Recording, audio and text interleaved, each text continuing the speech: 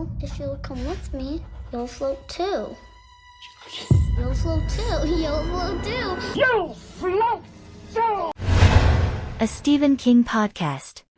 Hello and welcome to episode 10 of We All Float Down Here, a Stephen King podcast. I'm Oscar. I'm Simon. And today we're going to be talking about Eyes of the Dragon, which is Stephen King's fantasy novel which he wrote for his daughter, because the story is his daughter was upset that she couldn't read any Stephen King books because she was too young, and so he wrote this for her.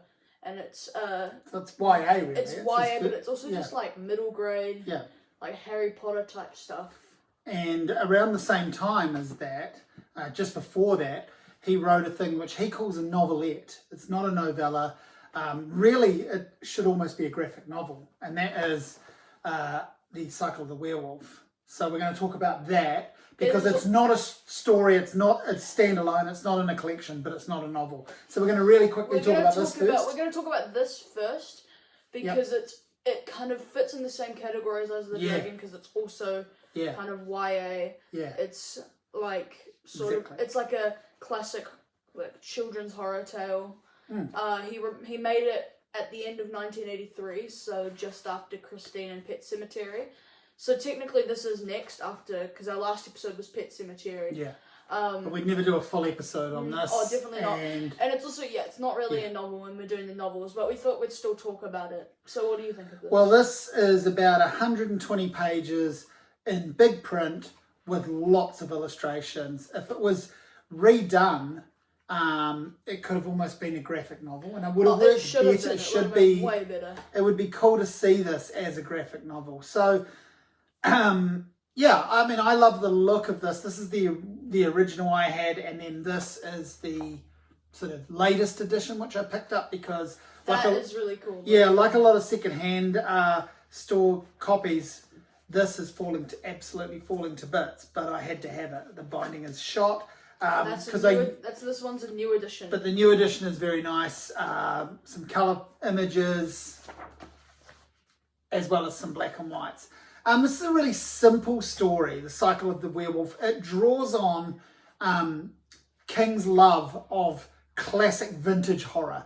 He grew up listening to, the radio stories of horror, the Dracula, Frankenstein, the werewolf, the man, werewolf creature, wolfman, those sorts of things, creatures in lagoons, all of those sorts of things in those very early horror movies. So this is very much his tribute to that, but as you said, almost like a My First Horror Story. It's very much pitched at children can read this. It's also just, in my opinion, it's very repetitive. It is very repetitive. This is the copy that I have. It's literally a library thing, like a library sale copy. You're not a fan of this. Let's get that out the way. You don't like this. I don't like this. Yeah. And you've tried twice. I've done it twice. I don't know. The illustrations are great, but that's literally it. So even if it was a graphic novel, sure it would be better, but I'm not sure if it would be great because I don't even like the story. I think it's very repetitive. It goes through a year each month, and the werewolf kills someone in each month, and that's like a chapter for each month, and it just kind of feels like it's just ticking them off, and it's like, oh, someone dies in January, and it's just so uninteresting the whole way throughout, in my opinion. Yeah, like I say, for me, this came out just very shortly after, in that run of books you were talking about, but also the other thing that was out around that time was his first foray into non-fiction, Dance Macabre, where it's almost a bit of a memoir, and it's him writing about the horror books that move him, the horror films and radio plays and early experiences. So I think that's what he was doing with this. He was paying tribute, taking stock, and maybe it was a little first toe in the water around, can I write for children? Can I write for kids are interested in my books because my name's become synonymous with modern horror. Can I tap into that fan base, and can I write something appropriate for them? I had this book on my shelf for years when I was a King fan because I liked the look of it. I loved the cover. Kind of like werewolf stories. There's a few classic 80s werewolf films. I didn't read it until the early 2000s. I thought it was okay. I reread it, and I think it's quite charming, but it's no classic. You know, for me, it's a 6 out of 10 book, and that's with nostalgia. It's not amazing, but I like that it exists in his catalogue. The new version is really cool. Yeah. I think that honestly makes it better in my opinion, just like having that as like a book on your shelf. Yeah. I'm giving this a 4 out of 10. I really don't like it. It was turned into a movie, Silver Bullet, based on the novelette. Screenplay by Stephen King. I guess the names in this are the music was done by Jay Chataway, who'd done the score for a couple of other King properties at this time, including Cat's Eye. Corey Haim and Gary Busey are the stars. Very much a TV movie style, very much a 80s G-rated horror film. Your werewolf is basically a dude in a suit, and we would never watch it, but this version is this version we couldn't play. I have seen this a couple of times back in the day. I have fond memories of this in the way that I have fond memories of some of those Stephen King movies that were just getting pumped out. This is not great cinema at all. It looks awful, but in a fun way. It's kind of garbage, but it's kind of fun garbage. If you're asking me to rate this out of 10, I'm going to sit in the middle and give it a 5. And that seems quite generous. 4 of those points are for nostalgia.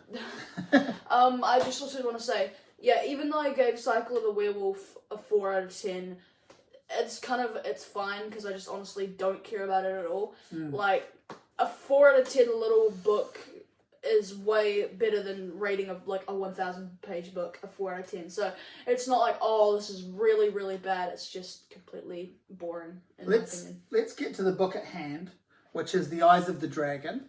I've got 2 editions. You've got 1. We've got 3 different. I really like versions. my edition. It's that's part of you. I love the rainbow. It's my favorite type of edition that they publish the Stephen King books. I like this one. I like this cover. This is the edition I read. I bought them both roughly around the same time, and I think I only need 1 copy because it's not something. It's not it's not like a really important book in Stephen King's thing. It's more an interesting book than an important book, isn't it? Yeah, because it's a lot of Stephen King fans don't know about it. Well, let me tell you my origin story with this. I didn't know this book existed until about 5 years ago. So the whole time I was reading and collecting King in the 90s, I had never heard of this. And when I started buying back some of the Stephen King books that I used to own and catching up with some of the more recent ones and reading them again sort of 5 years ago, pretty much in the lockdown, I had to Google Eyes of the Dragon and make sure it was a thing. Like when I saw it being offered, I had never heard of it. So that's where I was at. It just obviously was not in the bookstores that I was frequenting. It was, pre-internet. So the information was just not there. There's no movie of this as yet. So is this the first episode where we're going to be talking about I think it's the first book where there's no movie to talk about. And just for the reason I referenced that, not only is that interesting for us doing a shorter episode with no movie to talk about, the context for me is how I found out about a lot of Stephen King books back in the day was the movies came out, and that's what got you to the book. Like, I've talked about this in the episodes. I'd watch Cujo, then I'd read Cujo. There was a lot of that sort of thing going on. I watched Silver Bullet, and that's how I found out there was a book called Cycle of the Werewolf. So there was no Eyes of the Dragon, so I did not know about Eyes of the Dragon. My origin story with this is I actually knew about it quite early because you'd found out about it, and it was like 2020, and I was quite young, and I wanted to, because I'd watched like the 1990 It movie, and I'd watched Stand By Me, so I knew about Stephen King, and I was thinking if I should read one, and you said, oh, you should read Eyes of the Dragon, and honestly, I'm so glad that this wasn't my first Stephen King book, because it is so.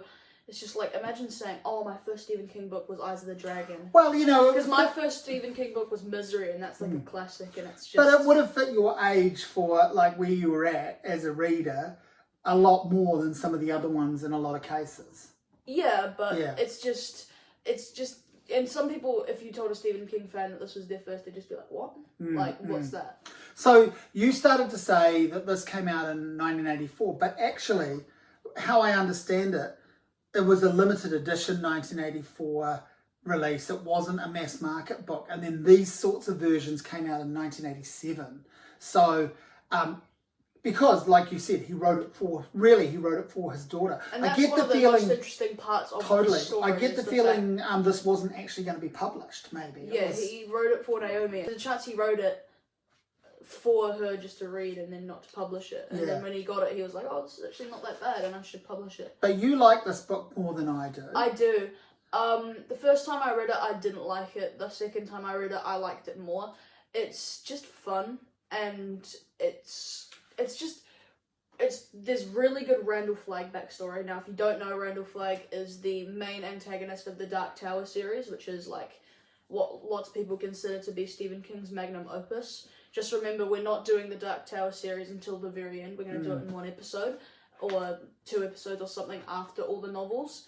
But yeah, that's kind of what connects all of his books. There's and he's the main antagonist of it, and that he has backstory in this one, because this book is about him in the Kingdom of Delane as a magician, and he wants to take over the kingdom, and it's a very simple story. He wants to take over the kingdom, so he kills the king, he poisons the king's drink, and frames it on the king's son, and then the king's son gets arrested, and it just goes on from there. Yeah, so it's a bit like a classic, Shakespeare, Hamlet, Lion King kind of that sort of story in a way. And it's also got shades of, to me, it's got shades of The Princess Bride as probably a formative text for King when he was creating this.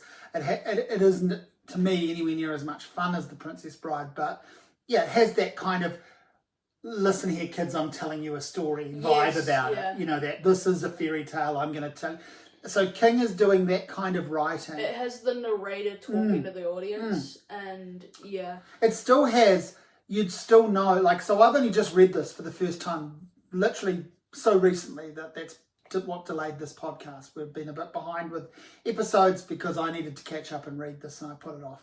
When I finally got to reading it, I absolutely did enjoy it and flew through it, but I did not love it because, it's not meant for me.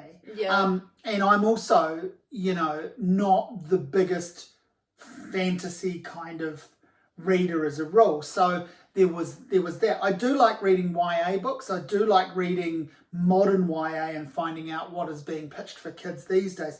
This is very old-fashioned.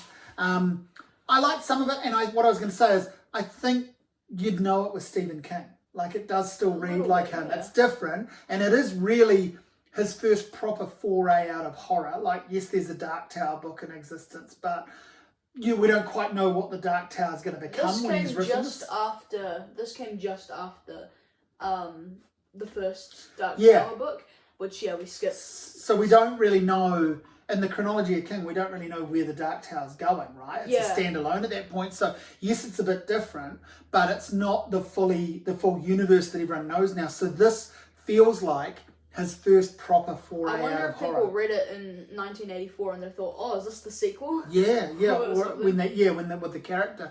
Yeah. The other thing I picked up on what I felt was a name recognition thing, was just the sheer amount of times he mentions King and the King. Yeah. Did you spot that? Yes, it's about a king, but I feel like that's a trick he's playing for his daughter, who was his primary first audience, of okay, so you've recognised my name, you know I'm Stephen King, the author, you're upset you can't read any of my works, I'm going to give you a story, and I'm going to put your name in it, our name, the surname King. You're going to keep saying it. It's like a pattern recognition thing. So I thought that was kind of cute, and then I also got kind of bored with that. I think the first half of this book is better than the second, in my opinion. It's just, I find it really interesting, the setup and him framing Peter, the king's son, and just setting up the murder, which is really cool, and just heaps of Randall Flagg in the start. And I do get a bit bored after Peter gets trapped, imprisoned. And, the book literally points out that this is stupid, but the way he escapes is wrapping up these paper towels and making a rope out of it. And the reader, the narrator who's, talking to the audience is like, I know this is stupid. And it's like, it is stupid. It is stupid. We should point out again, there are some illustrations. Not few. not There's quite like, a few, but nothing. Nothing like Cycle There's of the like Werewolf. one of every 50 pages. Yeah. But they're cool. They're cool illustrations, and I quite like that. Obviously in a book that this is, the audience this is pitched for, they might actually expect more illustrations than that. It's still a 400-page book or thereabouts. A lot of really short chapters, like half page, single thing page. I really like about it. Yeah. Like, you can fly through it. It took me like 2 days. Sort of chapter here, sub-chapters the whole way through. And at the very end, there are like so many chapters that are like half a page, and you just it's almost like wrapping it up notes. Like you can see there, like the little page breaks. Where I was saying that I felt like you could recognise this was King. He still has that thing he does which I think he does beautifully. It's quite old-fashioned now, but chapters would finish with lines like, blah, blah, blah, such and such would say that. Little did he know, no one knew at the time those were the last words he would speak. And then you turn the page. Those are cool. And there was another one where it was like, somewhere off in the distance, a dog was born and it had 2 heads. And you're like, it just makes you want to keep reading. It's just like, it's kind of fun, and he just does that well. And it feels like, to me, that's that kind of classic bedtime story situation where you'll read that and then you're like, oh my God, we have to, Mum, Dad, can we have another chapter, please? Just another page, because you want to find out. So I think he does that well, but it's also... And then they turn the page and go, oh, this next chapter is really short. Yeah. Keep reading. And that's right. But it's just done in the style of King. Like, it's just, he doesn't really hugely change his writing style for it. Which was the other weird thing, is that early on there's some sort of kind of mentions that feel like they wouldn't be for children. Like, I think he was trying to find the voice.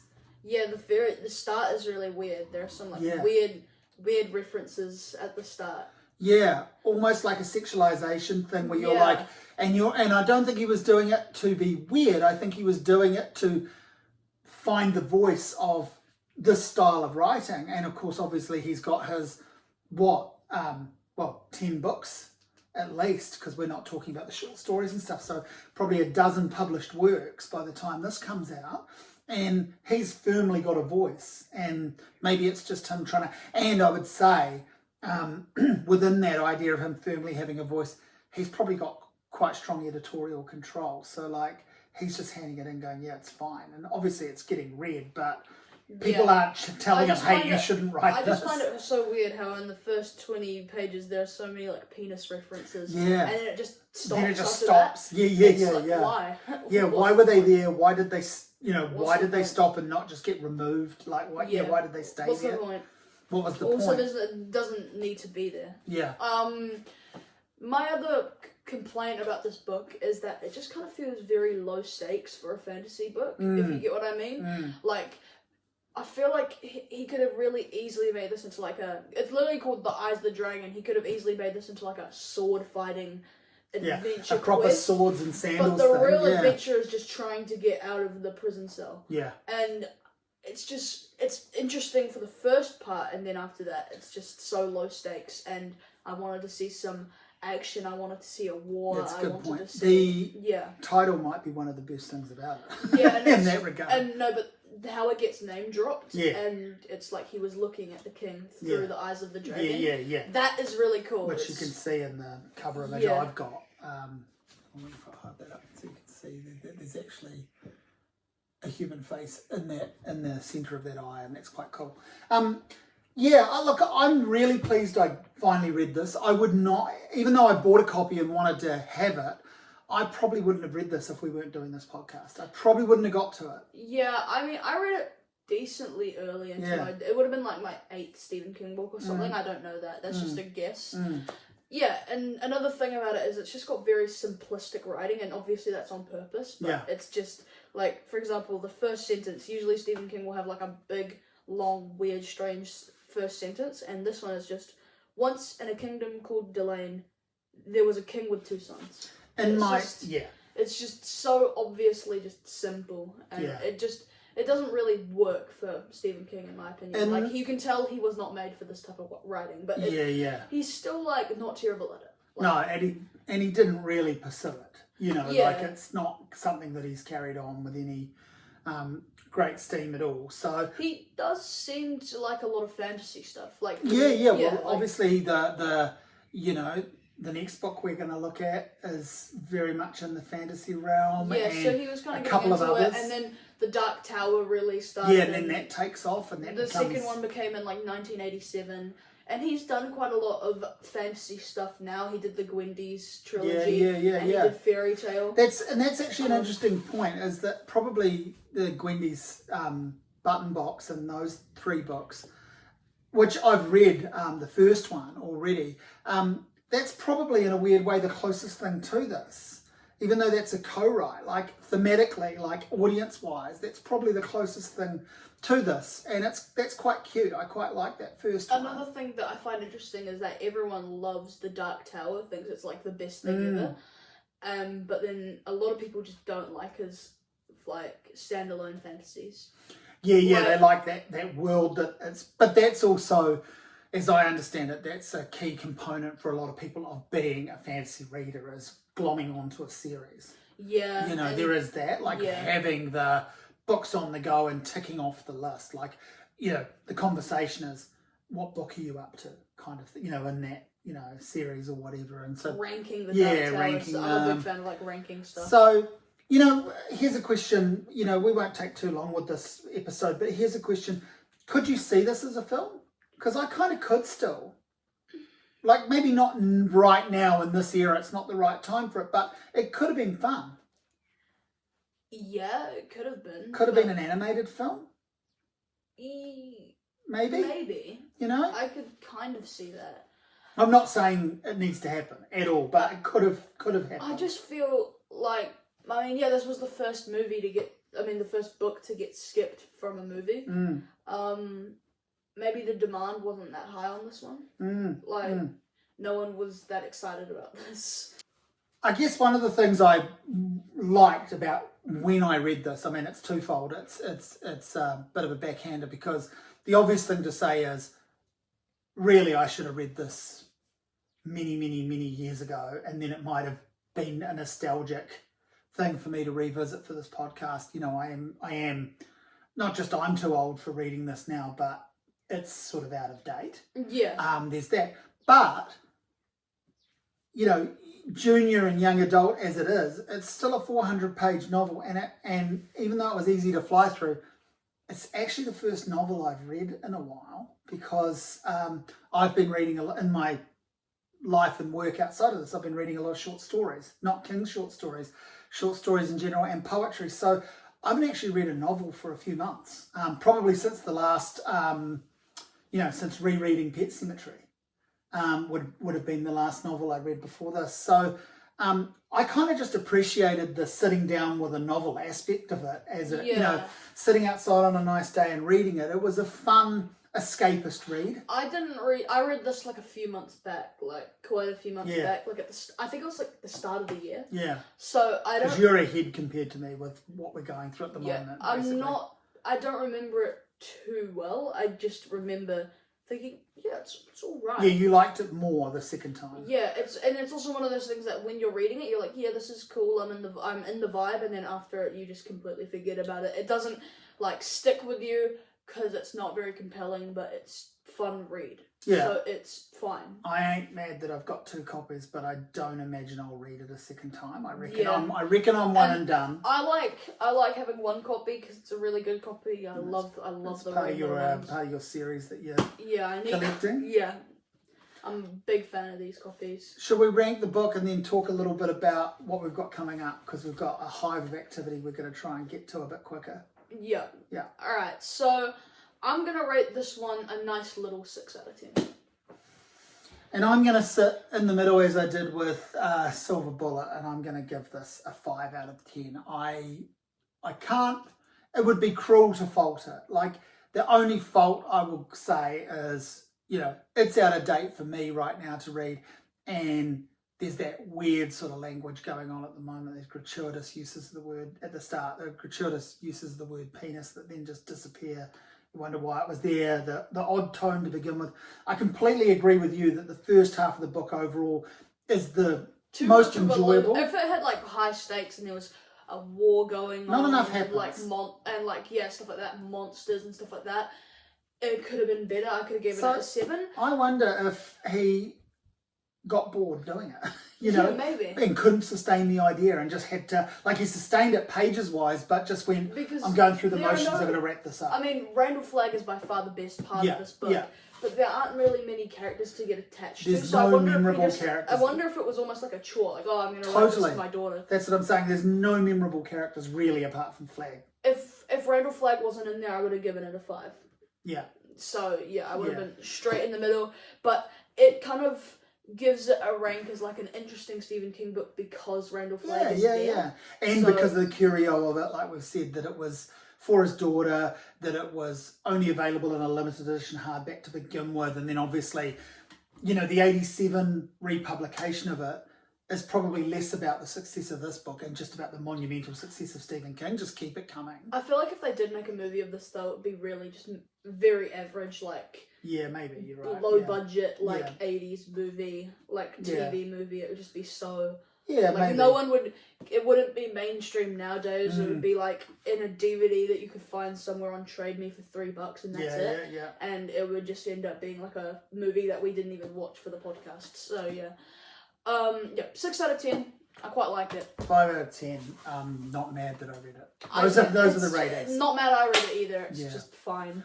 So Next episode, we're carrying going on with to- the fantasy in a way. We're next carrying on episode. with the fantasy.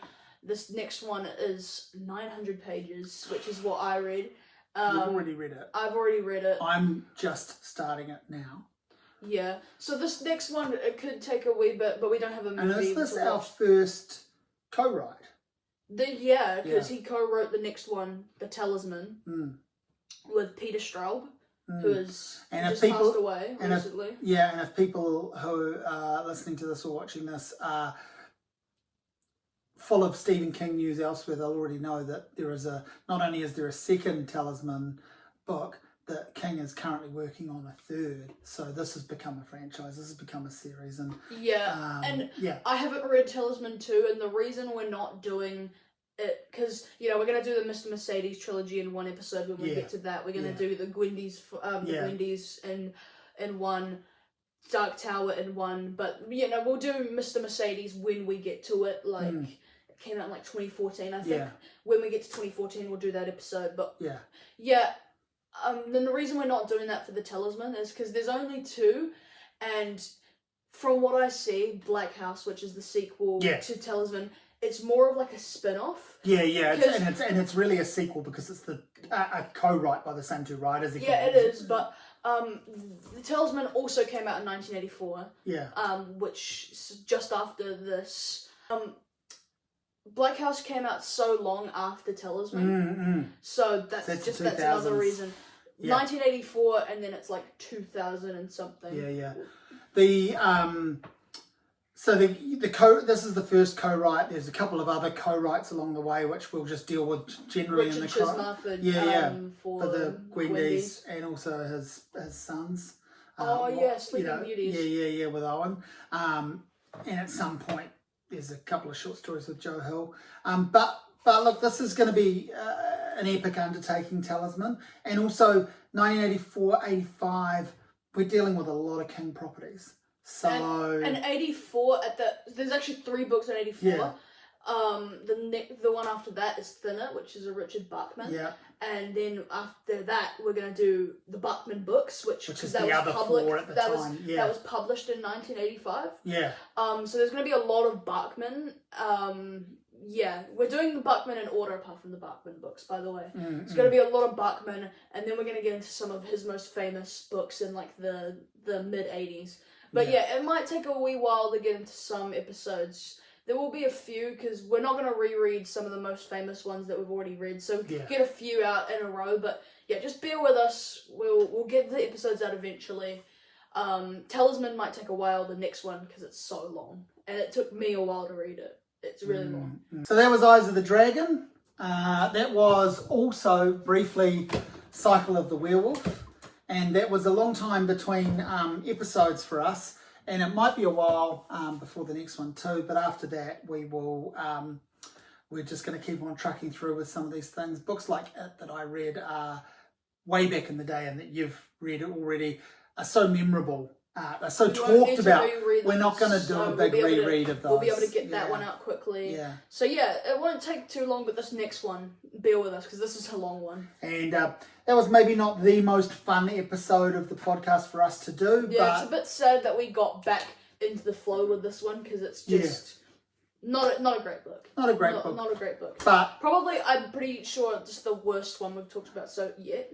I was going to say it does feature pretty low down the list of King books whenever you see people rank them. Yeah. They tend to have this right near the end. Everything I've got to be honest, I wanted to find this to be some kind of really special gem. I really went into this thinking, God, I hope I'm just wowed by how fun this was. That didn't happen. It was just okay. Yeah. So tune in next episode. We'll talk about Talisman, and you'll be able to see what we think of that one. His other fantasy epic, basically. Thanks for watching this episode. We'll see you later. Bye.